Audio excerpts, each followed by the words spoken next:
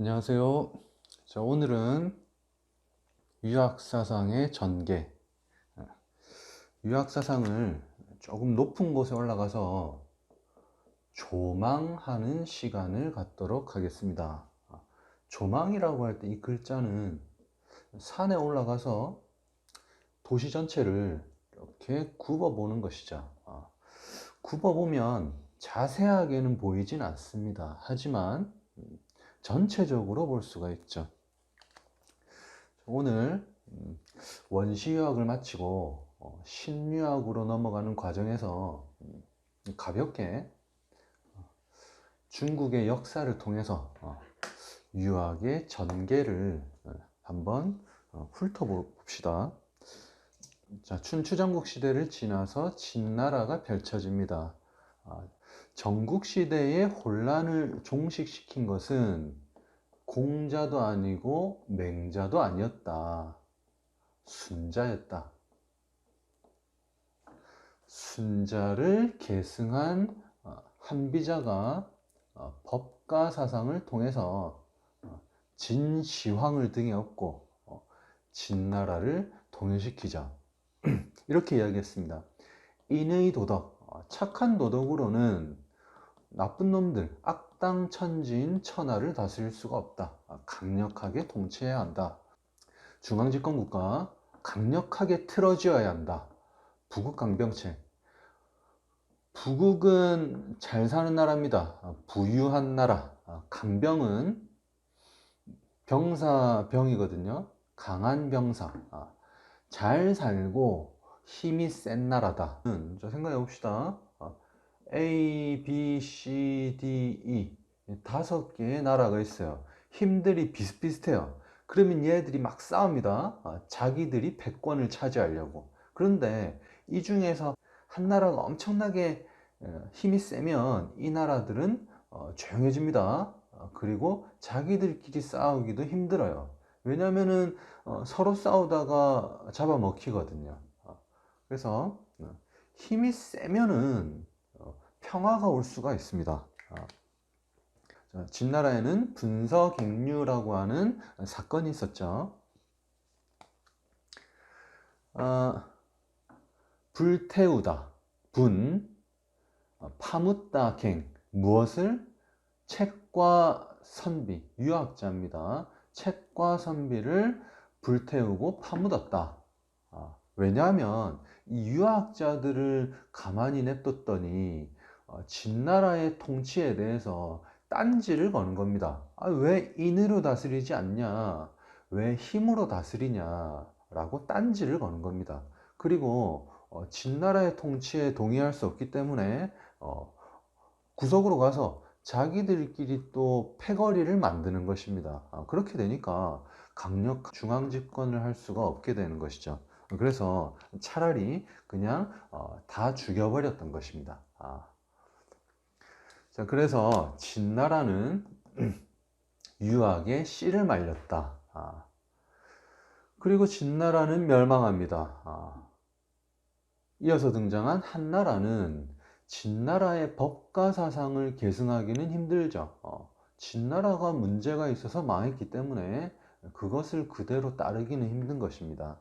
계승하기도 힘들었던 것이죠.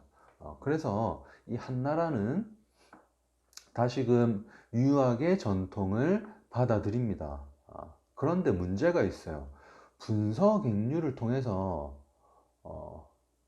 유학이 씨가 말라버려 가지고 무엇을 배우고 무엇을 가르쳐야 하는지 컨텐츠가 없어진 것이죠. 그래서 한나라는 이론이 발달하기 힘들었던 시기였다. 유학의 이론이 발달하기 힘들었고 단지 경학과 훈고학을 통해서 유학의 복원 중요하게 여겼던 것이 한나라였다. 자, 그런데 경학과 훈고학은 조금 다릅니다. 경학은 경전의 복원을 목적으로 한다. 자, 예를 들어서 그냥 예입니다. 논어가 있어요. 논어가 없어졌어요. 논어는 한 권이 아니겠죠. 여러 권의 논어가 있겠죠. 그러면 여기서 없어진 언어를 저기서 가져오고 저기서 가져오고 해서 한 권을 다시금 회복시킨 것입니다. 회복시키고 다시 복사해서 출판하고 그런 식으로 복원을 했었다. 훈구학은 뭐냐? 책은 복원을 시켰는데 글자는 복원시켰는데 무슨 뜻인지 이해가 되지 않는 것입니다. 그래서 과연 이 책 속에 담긴 글자의 의미가 무엇일까? 주석이라고 하면 책 밑에 달려있는 조그만 해설이거든요. 그 해설을 왜 붙이냐? 본문에 있는 글이 어떤 의미인지를 설명해 주는 것입니다. 본문만 읽어서는 이해가 안 될 때 주석을 다는 것이거든요. 그래서 경학과 훈구학의 뜻 그리고 배경 알아둡시다. 자, 진나라의 법가 사상, 분석익류, 경학과 훈구학 용어를 알아둡시다. 자, 그런데 시대가 흘러오다 보니까 유학을 오랫동안 하다 보니까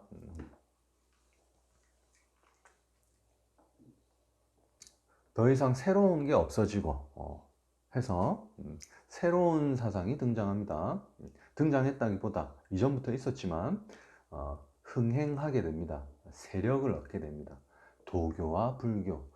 도교와 불교는 다른 사상이지만 유학과 비교해서는 공통점이 있어요. 유학은 현세적이라고 한다면 이 사상들은 현세를 좀 초월한 경향이 있습니다. 초현실적인 경향이 있습니다. 초현실.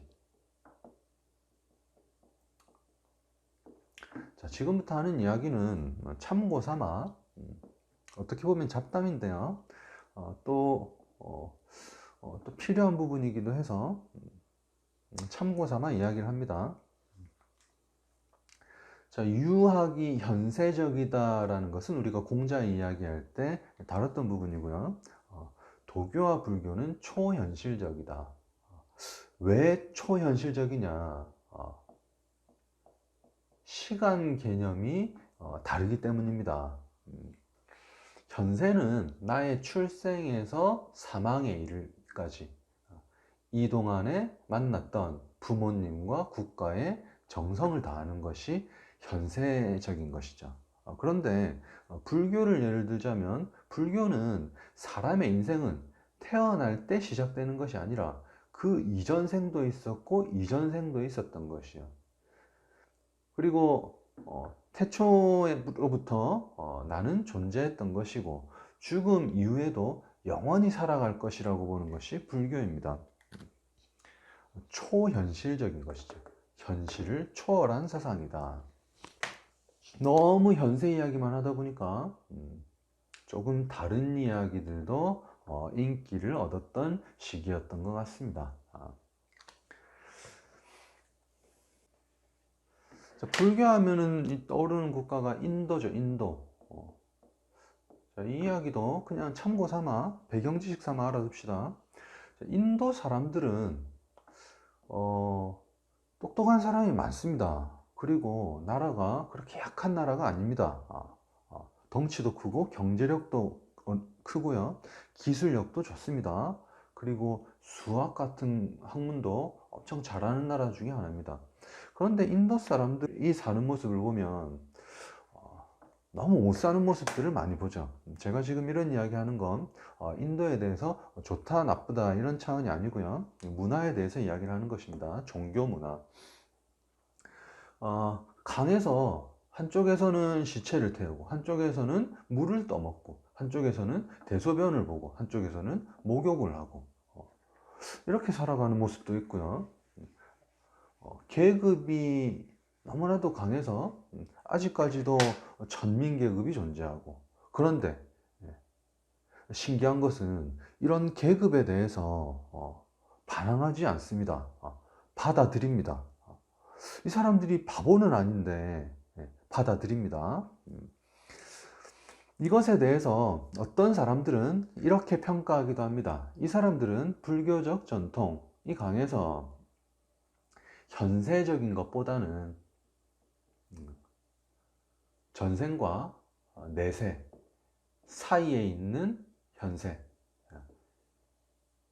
하는 시간 개념이 있어서 현세에 일시적으로 잘 살지 못하는 것에 대해서 대수롭지 않게 생각한다. 물론 좋진 않겠죠. 하지만 전생에 내가 못했기 때문에 현생에 아무리 애써봤자 의미가 없다. 그래서 현생에 그것을 받아들이고 조금 더 좋은 다음 생을 살 수 있게끔 노력하자 라는 삶의 자세를 가진 사람들이 많은 국가가 인도입니다. 인도.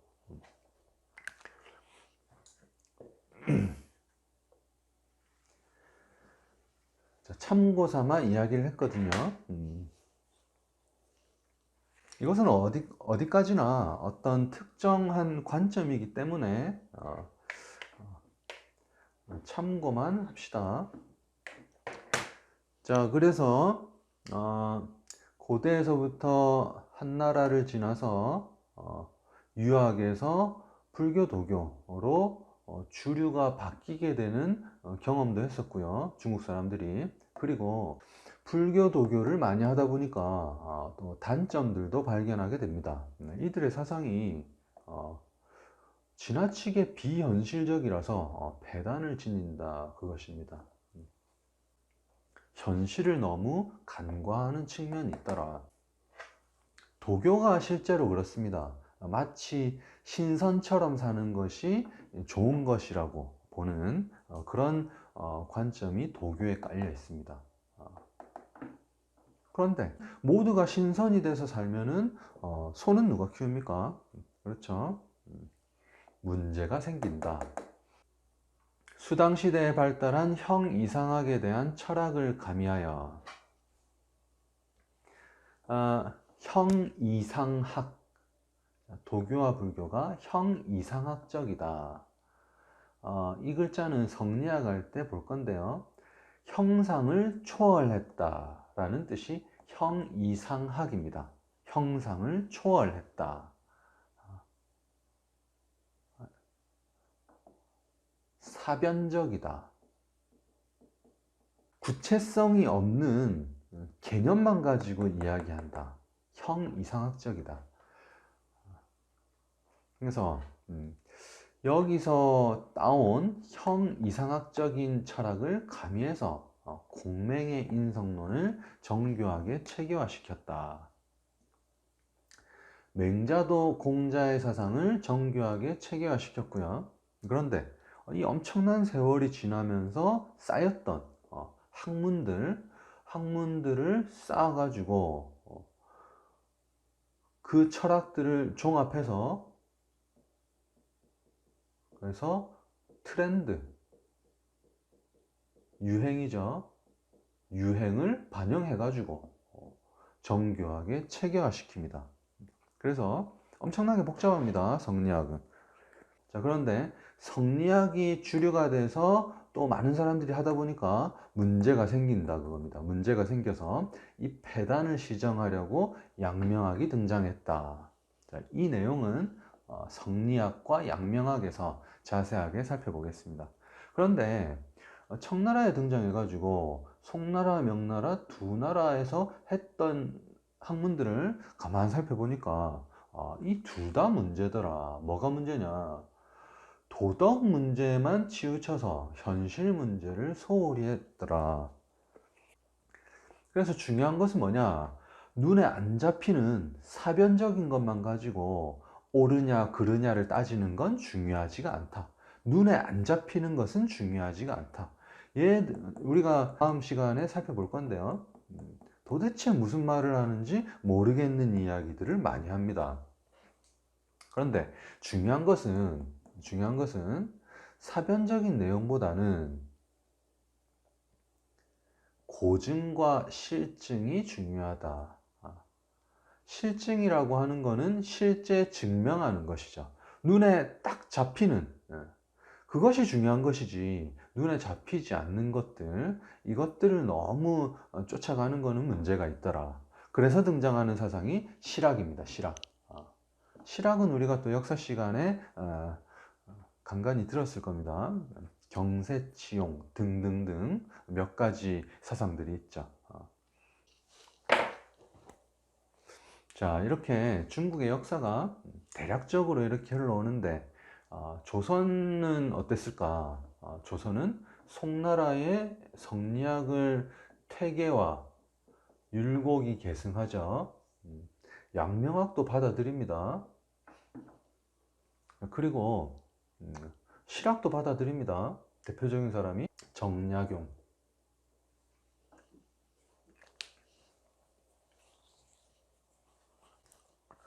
자, 그래서 오늘 의도한 것보다는 많은 이야기들을 했는데, 기억해 둘 부분들.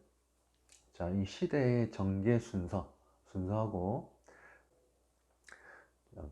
진나라는 법가 사상이었고, 분서객류라고 하는 사건이 있었다. 의미, 그리고 그로 인해서 한나라는 경학과 훈구학이 발전했었다. 이유, 왜 그랬는지, 그리고 도교와 불교는 유교와는 스타일이 달랐다. 그 정도 스타일이 달랐다. 유교의 현세주의와는 좀 달랐다. 초현실주의적이었다. 비현실적이라고 되어 있죠. 그래서 이후에 등장한 송나라는 비현실적인 이론의 패단에 대해서 비판을 했지만, 이들은 지금까지 있었던 무수히 많은 학문들을 종합하고 유행을 반영해 가지고 형이상학적인 철학을 가미했다. 그런데 그 뿌리는 공맹사상에 두고 있다. 그리고 성리학에 대한 반발로 양명학이 등장하게 됐고, 양명학, 성리학과 양명학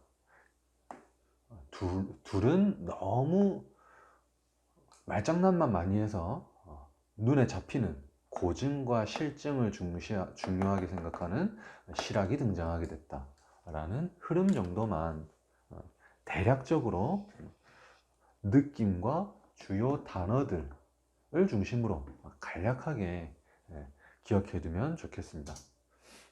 제가 지금 밤에 촬영을 하고 있는데요. 목이 가라앉아서 말을 하는데 쉽지가 않네요. 양해를 부탁드립니다. 자, 사서삼경에 대해서 봅시다. 이미 들어본 친구들도 있겠고요. 처음인 친구들도 있을 것입니다.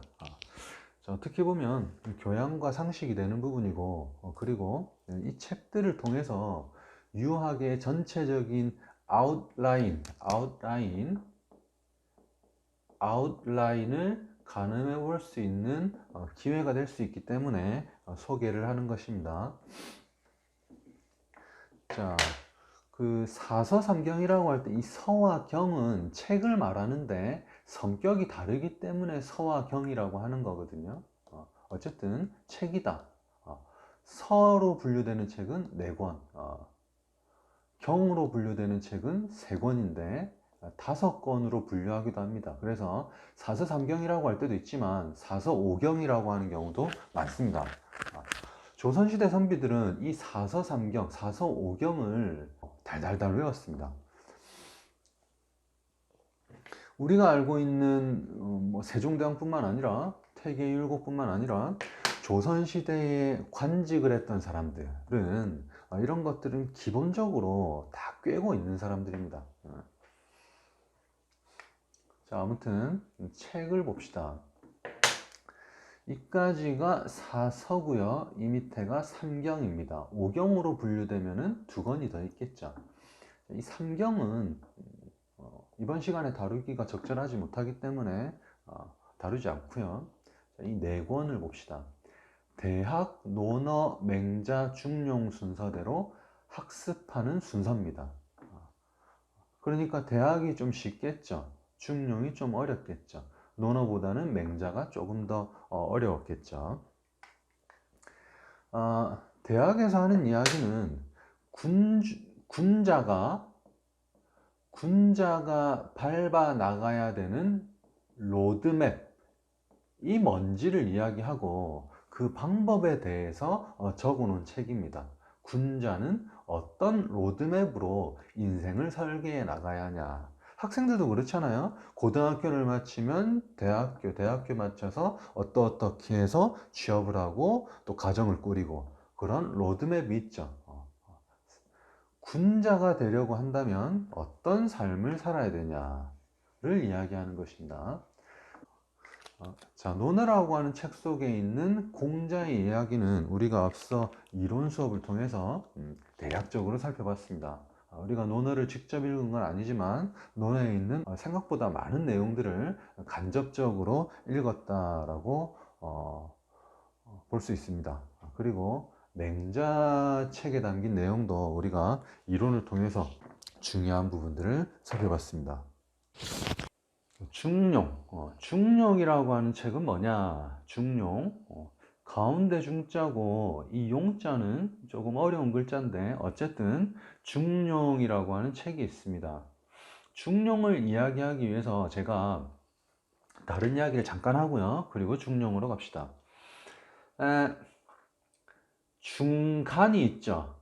중간. 선의 중간은 중간입니다. 자, 원의 중간은 뭡니까? 원의 중간은 중앙이죠. 중앙. 구가 있습니다. 지금 저에게 지금 공이 없어서 보여줄 수는 없는데 공이 있습니다. 입체적인 공이 있어요. 공이라고 합시다. 입체적인 공이 있습니다. 입체적인 공의 가운데는 중앙이라기보다 중심이라고 표현하죠. 지구는 입체적인 원이잖아요. 지구의 중앙이라고 하기보다 지구의 중심이라고 하죠. 핵이죠, 핵. 자, 차원이 높아갈수록 가운데의 차원도 달라진다. 제가 왜 이런 이야기를 하는지 감이 안 잡히는 친구들도 있을 텐데요. 참고 삼아 이야기를 하고 있습니다.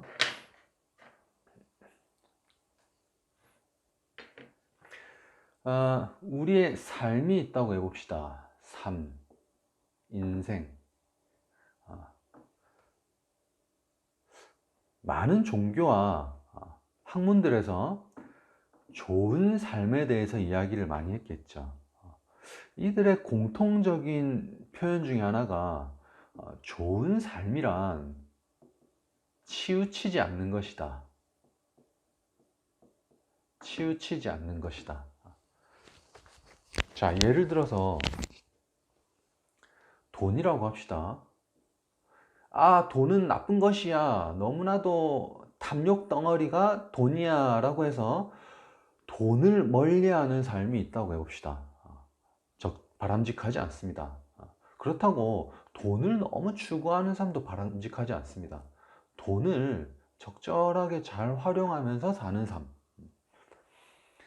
남녀 간의 이성 간의 사이, 이성 관계에 있어서도 이성 관계는 나쁜 것이야 해서 멀리하는 거. 이것도 바람직하지 않고 너무 거기 빠지는 것도 바람직하지 않죠. 적절한 균형이 있을 것입니다. 자, 우리의 인생은 선의 중간과 원의 중앙과 구의 중심보다 차원이라고 하는 것이 엄청나게 복잡한 차원을 가지는 것이 우리의 삶입니다. 삶. 그렇잖아요? 우리가 삶을 살아갈 때 얼마나 많은 것들을 고려하면서 살아가야 합니까? 거기서 치우치지 않는 어떻게 보면 가운데 그걸 중간스럽게 살아가면 안 되는 거죠. 이런 낮은 차원으로 살아가면 안 된다. 어중간하게 살아가면 안 된다. 어떻게 살아야 되냐? 그것이 어렵다는 것이죠. 그것이 어렵다. 중용은 치우치지 않는 균형 잡힌 삶에 대해서 이야기를 합니다.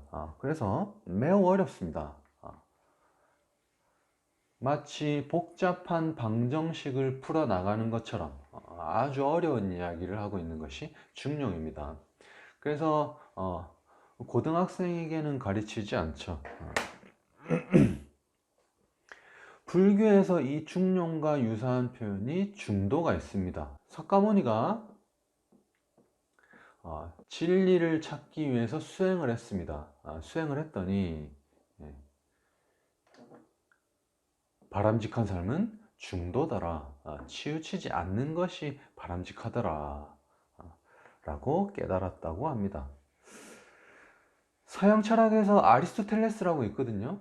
그 사람도 바람직한 삶에 대해서 이야기를 했는데 외국어로 뭐라고 했겠죠. 그 외국어를 한국어로 번역을 하면 중용입니다. 중용. 그래서 이 중용이라는 단어, 우리가 유학의 중용 책을 읽는 것은 아니지만 유사한 표현으로 불교의 중도가 있고 아리스토텔레스의 중용이라고 하는 동일한 표현이 있다.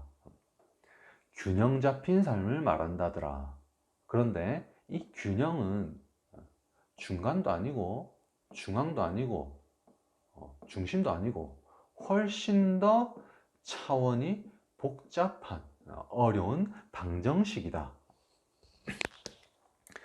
자, 중용 이야기는 참고입니다. 참고. 듣고 한 귀로 듣고 한 귀로. 자, 그래서 유학의 아웃라인 유학이 어떤 것인지를 살펴볼 때 유학의 대표적인 책들을 보면 알 수 있는데, 중용이라는 책도 있었고 배우지 않았지만 제가 내용을 간략하게 설명을 했습니다. 논어 맹자를 이론으로 살펴봤었고요. 그러면 대학이 뭐냐? 대학의 글들이 여러 글자가 있겠죠. 그 중에서 핵심되는 문장이 바로 이것입니다. 8.5기다. 8.5. 군자가 밟아 나가야 되는 로드맵이다. 자, 1단계부터 8단계까지가 있는데 1단계를 거쳐야지 2단계로 갈 수 있다. 자, 이렇게 가운데로 나눌 수가 있거든요. 수신제가 치국평천하는 많이 들어봤을 것입니다. 수신, 내가 올바른 사람이 되는 거죠. 수양이 잘 되는 걸 수신이라고 하고, 내가 수신이 잘 되면 가정이 편안해집니다. 그래서 수신제가 많이 들어봤을 겁니다. 내가 우뚝 서서 가정을 잘 보살핀다. 그렇게 했더니 군자라면 가정을 잘 보살피고 나라도 잘 보살피고, 나라를 잘 보살폈더니 온 천하가 평화로워진다. 군자가 해 나가야 되는 길이다. 그런데 이 나를 닦는 거, 나를 닦기 위해서는 어떤 공부가 돼야 되냐? 자, 요거가 이제 공부거든요. 공부. 내면 공부입니다. 제일 먼저 해야 될 것이 경물이다. 경물. 경물은 가장 작은 것에 대한 알미입니다. 가장 작은 것에 대한 암. 이치에 대해서 아는 것입니다. 이치. 나중에 성리학 할 때 자세하게 볼 겁니다. 이치를 알았어요. 더득했어요. 더득을 했더니 치이지, 알매 이른다. 이를 치자, 알매 이른다. 알아가지고 더득해서 이른다. 이르렀더니 성의, 뜻이거든요. 뜻이 정성스러워진다. 우리가 삶을 살아갈 때 삶의 뜻을 세우죠. 삶의 의미를 갖습니다. 어떤 의미로 살아갑니까, 여러분들? 자, 의미를 갖고 살아갑니다. 그 의미에 대해서, 삶의 의미에 대해서 정성을 갖게 되는 것입니다. 세상이 돌아가는 이치들을 봤더니, 알을 가져봤더니 삶의 의미가 정성스러워진다. 함부로 살지 않게 되더라. 그렇게 되니까 마음이 올바라지더라. 마음이 올바르게 되더라. 그렇게 됐더니 수신이 되고 제가가 되고 치국이 되고 평천하가 되더라. 유학의 가장 기본적인 가르침, 담고 있는 것이 대학의 8조목입니다. 자, 이번 시간 제가 처음에 의도한 것보다 많은 이야기를 한 것 같은데, 하고자 하는 말은, 그리고 여러분들이 기억해둬야 되는 부분들은 사서삼경이라는 것이 있다. 그리고 대학 8조목, 이 순서는 외워둬야 됩니다. 외워둬야 되고, 성리학에서 다시 살펴볼 거니까 준비하고 있으면 되겠고요. 논어 맹자, 공자 맹자를 통해서 살펴봤었다. 중용이라고 하는 거, 이 책의 이름은 알아두면 좋겠고요. 균형 잡힌 삶에 대한 이야기를 하고 있다. 자, 그리고 앞으로 넘어가서 시대 순서 살펴봤었죠. 그래서 오늘 역사를 통해서 유학사상의 전개를 조망해 보았습니다. 조망.